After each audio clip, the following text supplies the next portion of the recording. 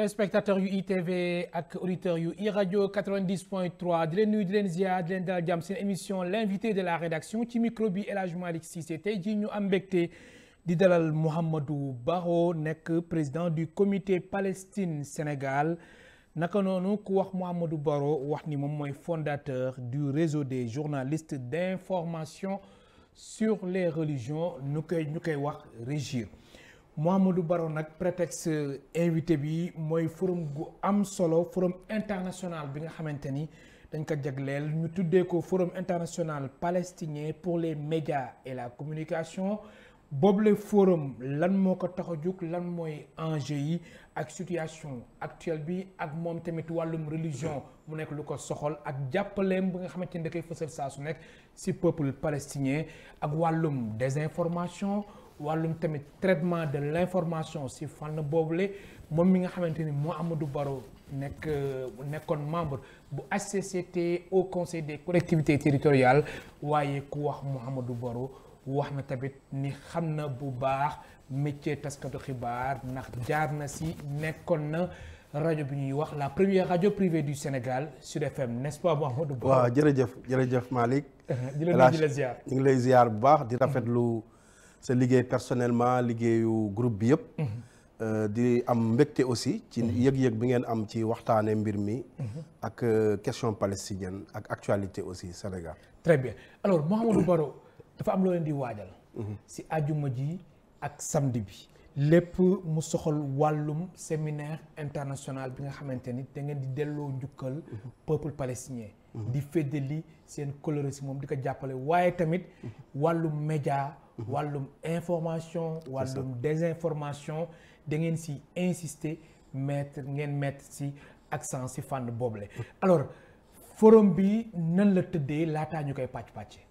waaw forum bi li tax mu ñëw xam nga mooy Sénégal dafa am tolluwaay ci question palestinienne boo xam ne dafa bëri ay fànn diplomatie état bi homme religieux yi Sénégal am seen jaloore ñoom it histoire Baye Niass ñoom Sëñ Fallou ñoom xam nga loolu mënuñu continuer di ko raconter comme histoire dañu war a dañ ko war a defin goo xam ne héritage bi dañ koy perpétuer loolu moo ñu indi ci lii Palestine non seulement Sénégal daf ci yàgg am taxawaay mais côté communication aussi ak information Sénégal yàgg ci am taxawaay taxawaay bi amoon na solo mais ñu gis ay moment yoo xam day mel ni dafay néew doole léegi nag loolu lañ bëgg a dekkilaat ci journalistes yi blogueurs yi activistes yi pour jox leen ay outils yu bees non seulement pour ñu gën a xam nu ñuy liggéeyee ci question palestinienne mais ñu am aussi possibilité mën a xàmmee information bu baax ak bu baaxul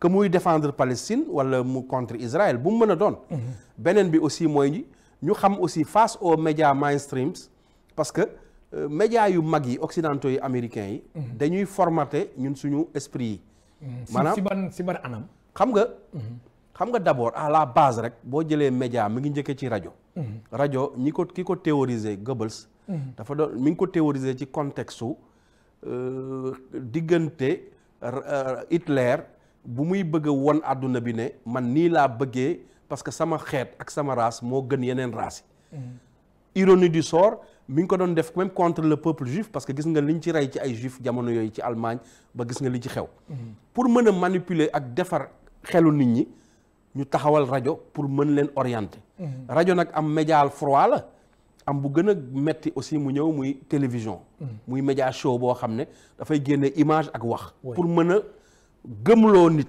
xibaar li ñuy wax jox xibaar rek yemuñ ci booy jox nit xibaar da nga koy orienté waat moo tax El Hadj gis nga ko RFI par exemple France la basé wu mais doo ko déglu Paris par exemple mënoo ko capter Paris déglu ko en clair soxna internet parce que defuñu ko pour français yi rajo française la mais c'est conçu pour mu nekk rajo boo xam ne dafay formater esprit africain yi moo tax ñoom ñu am fi taxawaay gu am ci taxawaay Afrique même sax suñu langue yi ñoom dugg nañ si bu baax a baax intégré nañ non suñu langue li nga wax intégré suñu langue yi non seulement rek pour des questions pour côté information ñu ñuy orienter mais beneen affaire bu gën a garaaw mooy ñun suñu médias yi au moment où laalaguñu suñu langue yi même pour des questions économiques ñoom tey utiliser nañ le pulaagu yeneen làkk yi soninke yeneen làkk yi parce que xam nañ ne enjeu d'information la certes mais enjeu même économique la parce que y aura un marché publicitaire ak leneen parce que langue yi dafay drainer aussi dafay charrier aussi ay avantages sur le plan économique. Très bien alors est-ce que da nga bëgg a wax ni Mouhamadou Baro que ni naam sax fekkee ni am na ay enjeux économiques yu am solo si fànn boobule ñoom dafa am beneen objectif bu ñu viser si askan bi nga xamante ni mooy yeewoo Afrique. mais loolu moo jiitu dañ ko concevoir RFI te du RFI rek. RFI par exemple ci France. oui mais boo demee tey CNN yeneen Amérique am nañ ay médias yoo xam ne dañ ko defar uniquement pour mën a formater esprit doomu aadama yi à travers le monde. léegi nag seen xalaat lañ ci tey ji ma jox la exemple bu ndaw pour wax la ne média dafay liggéey ci xelu nit. da ngay gis journaliste sénégalais bu toog fii. di répéter comme ni ko tubaab bi di waxee naan depuis le 7 octobre l'attaque du Hamas contre Israël. wala après nga dégg beneen waay sax ne la les attaques terroristes du Hamas. yow nga koy répéter fii. waaw di répéter loo xamante ne liggéey. di nga alors que. oui alors que Hamas. mi ngi juddu. Hamas par exemple dans les années 80. Hamas mi ngi accéder au pouvoir bu yàggul. léegi imaginez depuis 1948. Israël déplacé en 1948 déjà. li ñu tuddee la grande catastrophe. Israël dafa nangu suufu palestiniens yi déplacé 700 000.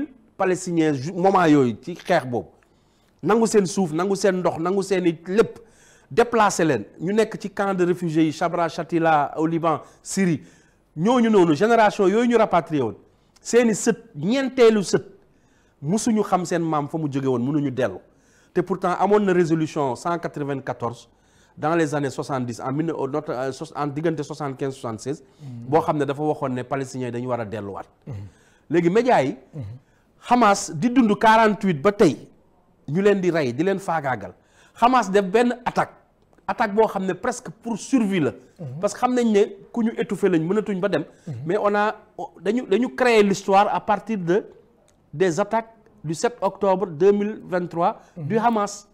ça c'est des formes de manipulation de médias. très bien yoo xam ne ñun dañ koy consommer suñu population yi. mais justement mais loolu noonu taskatu xibaar yi di consommer ak suñu population yi. lan mooy saafara gi su weesoo si séminaire bi nga xamante ni moom ngeen di waajal journaliste bi taskatu xibaar bi si boppam moo war dem au-delà bañ loolu wala lan mooy saafara gi ngir dindi ko yombul saafara bi est-ce que nekkul lu yomb tamit yomb dafa jafe xam nga lu tax mu jafe oui population yi ak médias yi yëpp dañu am retard yu metti léegi bu njëkkaan da ngay gis journaliste dañ koy former ci spécialisation d'abord tout à fait ci culture générale oui parce que loolu aussi non seulement da koy jàng école ak terrain bi mais aussi médias yi ko doon yi muy jëlee xibaar day fekk ñu mën ko dimbale mais comme rapport de force yi yemul ñun médias yi occidentaux yi ñoo ñuy jox soo moytuwul yow tu peux être un journaliste professionnel mais su nekkee nga daanu ci piège bi parce que yow il faut ñu jox la ay outils yu bees parce que spécialisé ñun et puis ñun ma wax la benn affaire Sénégal aussi état bi dafa am ay engagement yoo xam ne daf ko mës di jël di jàppale Palestine mais dañu créé woon ay structures yoo xam ne pour xeex lii la. désinformation. yan engagement. mais malheureusement engagement yi respecté wuñu. comme yan engagement. Sénégal par exemple moo jiite COMIAC. oui COMIAC ñi ngi ko créé depuis 1981. c'est le comité permanent des Nations Unies pour l'information et les affaires culturelles. tout à fait. léegi dañ ko defoon Sénégal lañ ko jox aussi depuis la création. moom lañ ko jox. Sénégal yor ko mais gis nga COMIAC am na journalistes yoo xam ne sax xamuñu siège bi fu mu nekk. mais temps yi heureusement ak régime bi maa ngi féliciter président Bassirou Diomaye Faye ak le premier ministre Ousmane Sonko ci seen parce que ci aspect boobu am nañ ci xalaat ba changé nañu COMIAC ñu ngi koy joxaat beneen statut bu bees pour mu liggéey mais en plus du COMIAC suñu médias yi ñun on est désarmé parce que dañuy yor benn instrument boo xam ne mënuñu ko utiliser ba pare presse bi aussi au moment où on doit encourager les médias pour gën a jàpp ci Palestine moment boobu ci contexte boobu la ñu nekk di vivre même régime bi aussi bi may féliciter ñuy def ay erreurs yu mag ci seen rapport ak médias yi di leen étouffer di leen bundu xataal nanguwuñu leen fay li ñu leen ameel ba récemment gis nga conflit bii di commencer am heureusement ñu ngi ci sentir ne am na ay conséquences ba président demandé waat ministère bi pour mu woote ay assises pour ñu waxtaanaat ak médias yi parce que tant que defuñu loolu yenn question yu bëri yu médias yi mën a jël ci xel mu dal comme question palestinienne presque da ngay ragal ne doo moytul duñ ko tal parce que dañuy nekk dans une situation de survie donc ñun on a un discours à apporter par rapport aux autorités étatiques, aux journalistes et à la population. beneen bi mooy Sénégal moo jiite comité bi gère droit palestinien yi. oui depuis le 10 novembre 1975. bi ñu créé comité bi le 10 novembre 75 ba tey Nations Unies jëlagul comité bi jox ko beneen dëkk bu dul Sénégal. alors que loolu day wane taxawaayu Sénégal. waaw mais taxawaay boobu bu ñu ko mérité wul suba on peut perdre le comité. parce que nag dañu fii la ñu toog. kon su ma la comprendre suñu taxawaay dañ ko war a xoolaat. non dafa dem ba amuloon benn njëriñ chaque année ñu def rapport yóbbu Nations Unies ñu ne Sénégal nii ñun dernièrement ñu toogaat fi ñu toog. dernièrement ki ko jiite. oui fii la woote dem nañ macha allah invité ñu affaires étrangères mais pour wax la même pour nuyoo nii nuyu la wax ak yow sax ils sont pas dans ça ils sont dans une autre logique. ah bon oui ils sont enfermés da ngay sentir ne dañu enfermé wu ci benn bulle quoi. mooy benn genre comité la rek boo xam ne rapport diplomatique ensuite chaque année mu def rapport am wane même yow on était là-bas pendant toute une journée on discutait on a dit ce qu'on a pensé quand même mais tu vois un peu ce qui les anime ce qui anime la personne qui dirige pour man c'est des choses yoo xam ne wax naa ko keroog ci salle bi ma ne ko yow sa premier ministre ak sa président ñoo la jiitu ci question palestinienne président le premier ministre Ousmane Sonko est allé jusqu'à dire il faut isoler Israël. Mais ce discours-là des autorités dafa war a impacter sur les instruments qu'on a pour défendre la Palestine. mais malheureusement on ne le sent pas. mais justement mais lu tax premier ministre dem ba wax loolu. ba pare yéen li ni mel sentiruñ ko loolu lan lay tekki. li mu tekki mooy changement de paradigme moo metti entre volonté bi. oui. d'abord est-ce que autorité bi li mu commencé moom la continuer ñun loolu la ñuy ñaan intensité bi.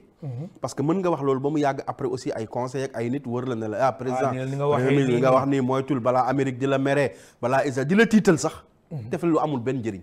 Afrique du Sud moo porté plainte contre Israël. oui tey jii ñi ngi yóbbu Benjamin Netanyahu cour pénale internationale ñemewul survoler même yeneen dëkk yi. ñemewul dem sax si yenn dëkk yi. loolu Sénégal gënu ci woon yay moom mu jiite comité des droits. comité mi ngi tudd comité pour l'exercice des droits inaliénables du peuple palestinien. kon da ngay woo autorités yi ñu jël seen responsabilité. mais jël si la ñu war a def parce que Sénégal dëkku. souvent li may bañ a. mais ragaloo dëkk bu ndaw lu tax ñu wax Sénégal dëkk bu ndaw la. dëkk day ndaw parce que population bëriwul wala dafa tuuti. mais da ngay ragal changement paradigme boobu lu tax autorités yi bëgguñu si sóobu mu am ay conséquences. non amul benn conséquence le monde est libre. tey jii mel kon kañ lu ñuy xaar ñoom pour. waaw loolu moo ñu jaaxal. parce que mënul yem xam nga man j'ai félicité le président Diomaye. oui par rapport à son discours. tu as entendu. Oui. En Gambie. président Ousmane Sonko wax naa la li mu wax moo sax gën a ti am. même doole na sax si institut islamique. gis nga non boobu sax la waxee ne il faut Israël. tout à fait. mais le président de l'Assemblée qu'on a félicité mais mu dem ñu félicité ko quelques jours après fan yi benn député sol écharpe bu mel nii di ñibbi di toog place am mu ne ko lu tax nga sol écharpe bi d'ailleurs sax dinañ ci jël ay dogal lan moo tere écharpe bi Assemblée nationale dara benn texte terew ko. ma fàttali suñu mbokk téléspectateurs yi ak mbokk auditeurs yi ñu ngi dalal Mamadou Baro président du comité Palestine Sénégal et fondateur du réseau des journalistes d'information sur les religions ñu koy wax Régir alors Mamadou Baro depuis quelque temps Régir déggatuñ ko woon. waaw mais fan yii daf mel da nga ñëwaat. parce que Régir ñi ngi ko créé 2012. tout à fait. bi ñu koy créé objectif bi pour man atteindre nañ ci lu bëri parce que. muy lan. parce que xam nga boobu dama seetlu woon ne en 2012 avant 2012. oui. les journalistes s'est spécialisés dans tous les domaines. oui économie. ba mu des religion. sport seetluwoo koon. culture ak yeneen fànn ba mu des religion. ba mu des religion religion boo ñëwoon ci desk yi man Sud FM laa nekkoon. oui yow yaa ngi woon ci rédaction yaa ngi tey ba ci rédaction. oui nan lañ doon gérer religion. desk yëpp dañuy daje di wax sport di ko analyser di ko réunion. économie di ko millimétrer. mais desk religieux bi benn oustaz lañ koy jox wala benn homme d'église ne ko yaa yor desk religieux dimanche bu ñëw mu toog du wax ak du réunion ak nit ñi du ñu xam contenu li muy def des fois même c'est pas un professionnel waaraatekat la. maanaam yow yaa yor desk religion. moom yow mais xoolal comment ça fonctionne ba tey jii il y a des médias qui font des efforts mais RFI bi ñu dellusiwaat ci RFI. oui ki fay def émission religieuse. tu sais quels sont ses diplômes. Elle a un doctorat en sciences politiques. am na xam-xam ci relation internationale am xam-xam ci religion parce que soo amul spécialisation ci religion sooy traité émission sooy traité information religieuse mën nga ci def ay dégâts mën nga si sax taal ay daay mën nga créer ay histoire ay xeex xoolal doo xam terminologie da ngay dem église bi wala nga dem Popenguine abbé bi wax lii nga wax le contraire parce que xamuloo lexique bi xamuloo terminologie religion yi yow xamoo enjeu Touba Serigne Touba li nga xam ci moom màggal moo tax loo ci gisoon ku dem màggal Touba ci journalistes yi avant ñun ñuy créer réseau bi da nga naan ginaar yi nangam lañ fa rey nag yi nangam dem naa kër Serigne diw même l'enjeu ndax Serigne Touba dafay célébrer pourquoi il n'a pas célébré son retour pourquoi il a célébré son départ mais loolu loo war a xam la gëstu ko suba nga jox ñu ci exemple pour comment il a fondé sa ville comment il a construit son projet de société mais loolu foog nga xam religion ba pare nga siy gëstu ba pare pour nga mën dem ba sës oui ñun boobu waxuñu journaliste bi jàng diine de waxuñu mu jàng alxuraan ou bible mais da ngay am culture religieuse oui c'est important culture générale aussi nga xam les objectifs de la religion nga xam les missions de la religion nga mën a aussi gam-gamle entre religion texte aspect dogmatique yi ak aspect relation sociale yi nga mën a xam aussi entre religion ak l'environnement le monde géopolitique problème yi bëri da ngay dégg ñu ne la Afrique fële Israël Palestine xeex bi diine la ba sax yenn nitu diine ñoo wax way ñun nitu diine yi ñoo moom xeex bi tey jii histoire wan nañu ne xeex bi même bu amee soubassement religieux c'est bien loin d'un conflit religieux parce que tey ñiy défendre Palestine ñi mais activistes yi yeeg nit ñi bëgg droit ak nit ñi bëgg àq ak yelleef doomu aadama ñoo ci ëpp nitu diine yi alors Mamadou Baro lu ñu desee si ay simili bëriwul boobule séminaire da ngeen si invité woo si ay taskatu xibaar naka noonu ay chercheurs ay acteurs religieux ngir ñoom ñu fexe ba waxtaanee lépp lu jëm ci wàllum enjeu yi nga xamante ni moo soxal àdduna bi rawatina aussi communauté islamique nu muy apporter soutien am ci peuple palestinien. waaw en plus de ñooñu nga tudd. y a aussi les blogueurs les activistes ñi nga xam ne dañuy traiter information yi. ñooñu dañ leen di woo.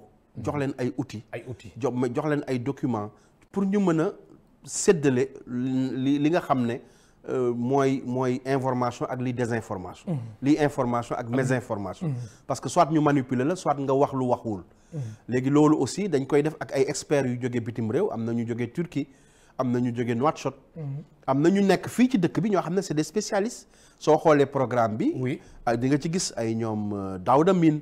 ay ñoom Momar Dieng. ay de grands journalistes. sur les droits de l'homme ñoom Seydi Gassama. y a aussi Cheikh Makhtar Kébé bu rassemblement islamique. y en a d'autres am mënuma lim ñëpp am nañu ay en tout cas dans différents domaines. des spécialistes qui vont venir parler avec ces acteurs là yoo xam ne dañ leen di won question bi d'abord lan moo xew. naka la xewee lan mooy génocide bi fan la toll.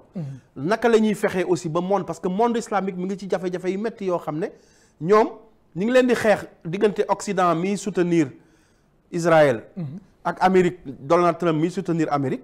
mais aussi pays arabes yi nga xam ne golfe bi lañ ñiy woote woo diine Arabie Saoudite Qatar Jordanie. au lieu ñu jàppale seen mbokk yi ñoom au contraire ils sont des instruments même des États-Unis ñu leen di jàppale di def ay kii seen dëkk yi ay base di fa jaar di bombarder Iran di bombarder Palestine di bombarder Syrie parce que Israël yemul ci bombarder Palestine def génocide récemment Iran la avant Liban ba tey ji Syrie gis nga ko ba démb ci guddi ñu ngi bombarder Syrie parce que xam nañ ne ñoom ñoo nekkal Amérique ak occidentaux yi ci région boobu ñuy wax Moyen-Orient parce que il leur faut un état bu leen favorable pour mën a contrôler lépp luy koom-koom ci dëkk ba empêcher aussi les puissances yi nga xam ne dañuy woote woo ci diine comme Iran pour ñu am liberté am propension loolu nag mooy combat bi fa am loolu malheureusement ñi ngi utiliser moyens ñoom yu ñu mën pour manipuler opinion yi parce que bëgg nañu li ñu bëgg a def opinion yi ànd ci ak ñoom. très bien alors su weesoo sànq joxe nga exemple RFI Radio France Internationale médias yi nga xamante ne yooyu mooy média sénégalais le paysage médiatique sénégalais. si anam bi ñuy traité information bi soxal wàllum Palestine Israël yow. observateur nga. nekkoon nga si rédaction yi. lan moo si sooxe ba séminaire bi ñëw si waxtu gu am solo nga xamante ni jàpp ngeen si soo leen si jugee. dina mel taskatu xibaar yi du ñu dugg si erreur yooyu. bon li ci sooxe bokk na ci enjeu bi ñi ko xam pourcentage bi dafa néew. da ngay gis Palestine di dund loo xam ne lu extraordinaire mais journalistes yi dafa mel ni yëguñu ko wala médias yi ñoom ñi ngi ci yeneen enjeu. ñu ngi si yeneen enjeu. waaw mooy yan. par exemple ñi ngi ci yeneen affaire daal yi ay thématiques yoo xam ne du ñu sentir man j'ai pas senti que ñoom sentir nañu lii xew. Afrique du Sud li Palestine du dund. Afrique du Sud bi muy xew. oui. loo demoon da ngay gis ci muru école yi l'apartheid est un crime contre l'humanité. tout à fait foo tourné kay fekk ko. loolu apartheid dund moo tax ñoom ñu xam loolu lu mu mel moo tax ñoom boo seetloo ñu dédoubler Sénégal pour porter plainte contre Israël parce que xam nañ lii Israël yi dund lan la tekki. chanteur amul ku wëyul jamono yooyu la lutte l'apartheid contre l'humanité Youssou Ndour Omar Pène ñoom ñëpp mais tey ñun dafa mel ni dara xewul ñun ñu ngi foo di fecc di ree comme si amul luy xew ci àdduna bi loo xam ne dafa won àdduna bi vulnérabilité am ak lii ni mu mettee te mel ni yëguñu ko ñaareel bi mooy le traitement le niveau de traitement. Moi j'ai fait une étude sur dafa faible. J'ai fait une étude sur le niveau de traitement des questions religieuses en général. Oui. Mais la question palestinienne motul 1%. matul 1%. 1%. Sport moo ko ëpp doole. yeneen alors que moment wu génocide bi mënoon nañu xam ne quand même y a une priorité. beneen bi mooy ñi nga xam ne ñoo ko ci waroon taxaw dëgg soo seetloo médias yi bul fàtte ñun médias yi dafa am fu ñu jógee. On est parti des médias des médias yoo xam ne presque occidentalisés. Premier journaliste yi ñu njëkkoon formé Sénégal soit presque ay français. noonu la ñu doon dundee quoi parce que influencé par l'école française ak l'université française bul fàtte ne l'université de Dakar à la base c'était une université française. oui ñi fay jaar yëpp intellectuellement ils étaient beaucoup plus calés vers la France. tey jii la ñu commencé nag am ay rajo yu làkk suñu làkk yi. am ay journalistes yoo xam ne am nañu indépendance moo tax aspiration wu si souveraineté moom sa bopp du rek wax dañu war a outiller nit ñi ba ñun lépp loo xam ne dafa jëm ci ñu xam suñu bopp xam ban bloc lañ bokk ak ci rapport de force àdduna bi fan lañ ci féete suñu journalistes yi féete foofu suñu sëriñ si féete foofu suñu état bi féete foofu nga xam ne lu ñuy jóg dañ koy jógandoo mais malheureusement li ma gis nii muy xew ci réew mi politique bi dem ba état bi dafay taxaw nii ci biir parti pouvoir bi ci boppam ñoom seen bopp ñuy commencer di créer ay xaajaloo presse bi état bi au lieu mu soutenir ko mu koy étouffer alors que war na naxante ak presse bi jéggal ko ay yenn manqué yi mais jël force am bañ ko étouffer sur le plan financier mu dox ñu bokk benn gis-gis fu ñu jëm mais malheureusement loolu yëpp gis nañ ne tey réew mi fii mu jëm nii pour man li danger bi ko gën a gete mooy le fait que ñu segmenté ko ñii ñoo baax ñii ñoo bon ñii ñooy presse bu bon bi ñii ñooy presse bu baax ñi laa war a dimbale waruma dimbale ñii. mais loolu fu mu jógee. mais fi mu jógee mooy responsabilité ñu jiite. même boo ñëwee fekk dans le passif mu am ay manqué. yow yàlla bu la joxee nga jiite. yaa war a am élévation boo xam ne. parce que dañ ne il y a une dimension spirituelle même dans le pouvoir gis nga boo jiite. da nga war a dal. da nga war a jéggale da nga war a jëllale waxuma nga. après bu ñu ma wax loo ne dama wax waruñu àtte waruñu war a def justice waxuma loolu. loolu ña koy def nañ koy def nga am esprit de dépassement quoi. esprit de dépassement. ak xam ne réew aussi kenn mënul xëy dossier yëpp ngay lutter sur tous les fronts ci contexte économique boo xam ne dafa morose metti dëkk bi. xaalis amul. nit ñi seen liggéey bi taxul xale yi ñu ngi dem ci jël gaal yi di mbëkk. mënoo ci contexte boobu ngay engagé yenn affaire. da ngay rejoindre le président de la République mu ni priorité yi mooy askanu Sénégal génn leen seen jafe-jafe wàllum paix ak stabilité. dafa am ku ma laaj ne ma lu tax nga gis moom muy waxee nii ñëla di waxee nu ma ne leen lenn mën na doon le président mooy cristalliser lépp luy renseignement ci Sénégal. tout à fait. attention. oui niveau d'information bi muy mujj toll. beneen bi mooy le président dañ koy wax ne ko yow génnal ci parti bi les gars non mais il faut que Pastef assumer Pastef moo ne président bi.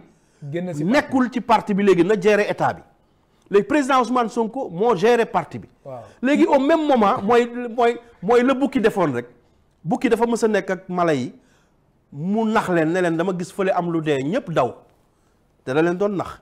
mu dem ba ci biir mu ne man li ma wax est-ce que du dëgg mais yow mënoo nax nit ñi ba pare nga ne est-ce que dëgg la. yow yaa ne Bassirou Diomaye Faye mu toog fii gérer état bi mais Bassirou Diomaye Faye mu ngi gérer état bi ni nga xam ne moom li mu wax ne moom lay défendre mooy di xool priorité bi ak li mu mën a def tey ak li mu mën a suba def dialogue politique pour dajale par exemple yenn acteurs yi après au même moment le Pastef veut lui demander aussi de sortir de ce carcan là pour def lan gaawal dossier yi ñu ngi lay xool ñu ngi lay surveiller da nga war a tëj ñu diw non réew du doxee noonu sëñ bi le Pastef dañu xam ne càq bi ñoo ko féetewoo c'est que dal rek la ñu mën a gérer un état kenn mënul gérer état ci xët-xët ak ci fayonte ak ci xool ku la tooñoon daaw man am ku may tooñ am na ku may tooñ ma ne ko président république séeréer la ñun pël lañu pël rek moo doon wax diw tooñ na ma daaw jéeg mais sénégalais yi waruñ dépasser loolu ku la froissé woon sa yére ku la mësoon def xoos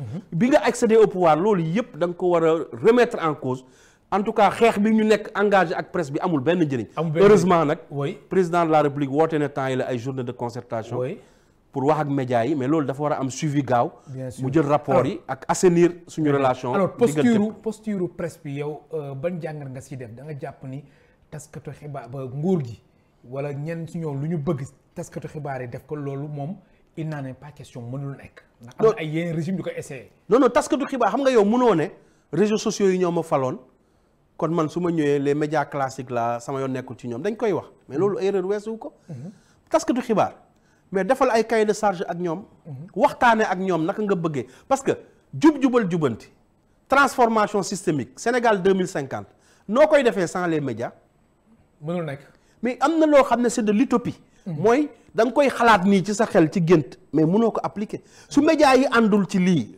du dox c'est que médias yi Sénégal dañu am tradition de démocratie tradition de liberté d'opinion munoo ci benn fan bul foog ne étouffé leen mais lan lañu waxul ne président Ousmane Sonko premier ministre dañ ko étouffé wala dañ ko def nangam est-ce que loolu tax na bi mu waree accéder au pouvoir Sénégal dañuy développer résilience da nga leen di étouffer wala nga def leen benn kii dina metti ci ñoom gaa mais du amal njëriñ réew mi parce que moment boobu mënoon nga dem ci presse bi ne leen aywa gars yi lii ak lii dox na suñ diggante mais nañ la leen waxtaan gisoo Covid bi mu amee ak yeneen dëkk yi Amérique Europe dañ jël ay milliards def ko ci médias yi waxtaan ak ñoom médias yi fii bi Covid bi teree écoles yi fonctionné fu ñu doon jàngale ITV bi da ngeen doon def fii ay cours kan moo leen fay loolu école yi fii la transformé fii ngeen doon indi professeurs yi non tout à fait ñuy jàngale di xamale di yar di def philosophie xale yi di dem examen ñu leen di jàngal cours yi fii dans les médias et dans les autres médias kon journalisme ak média mën na lu ne mais nañu assainir rapport yi ak ñoom ñu xam ne étouffer presse bi ak bañ leen jox li nga xam ne moom lañ leen ameel man nee naa gouvernement bi même li ngeen leen ameel da ngeen ci war a yokkaat leneen loo xam ne seen esprit bi ngeen am ci transformation systémique vous pouvez passer les 80% à travers les médias parce que Sénégal ñoom dellusiwaat nañ ci Macky Sall daf ko defoon ci PSE ñoom waxaat nañ ko fii rek ba tey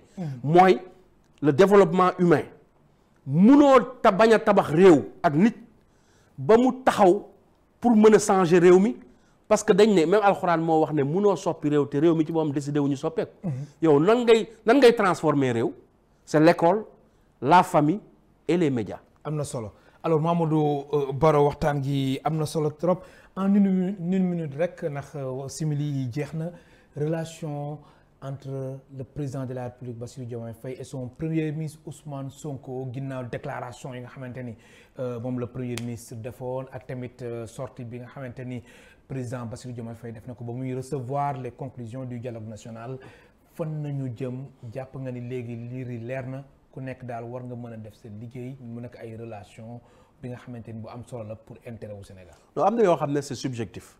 loolu kenn bu mu ko jéem. mooy man ak yow mi ak sa soxna ak say doom ak sa waa kar koñ chaque jour ngeen jàppante parce que ay nit ñooy jàppante. mais loolu laa wax ne c'est normal il faut pas qu'on rêve d'une situation bu mënul am. ñoom ils ont des différences de perception. wax naa la ko sànq. c'est la conséquence. boo nee président yoral état bi. nga ne kii président Ousmane Sonko gérer parti bi.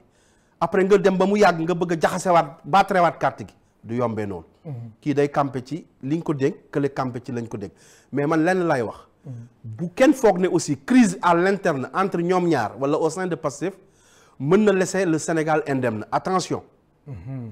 crise ñun mënuñu génn ci cycle de violence. oui 2021 2024. noppaleku 1 an bëgg dugaat ci beneen cycle boo xam ne mën na déparé ci crise interne au sein du PASTEF attention.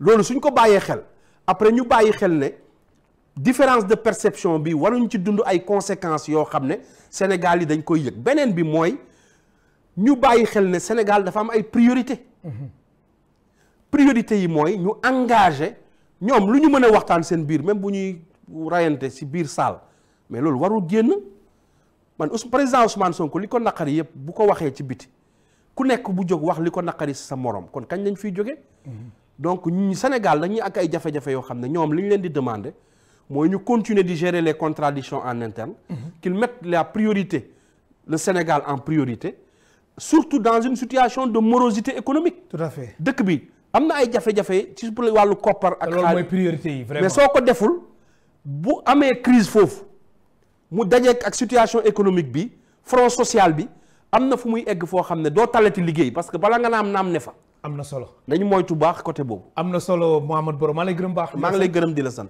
très bien suñu invité tey si l'invité de la rédaction nekkoon Mouhamadou Baro président du comité Palestine Sénégal naka noonu moom mooy fondateur du réseau des journalistes d'information sur les religions ñu koy wax Régir El Hadj Malick Cissé moo nekkoon si micro bi suñu mbokk téléspectateur yu ITV ak auditeurs yu iRadio 90.3 di leen gërëm baax di leen sant di gërëm équipe technique bi Charles Koulbi Ibou jàngeen jëf ba beneen yoon.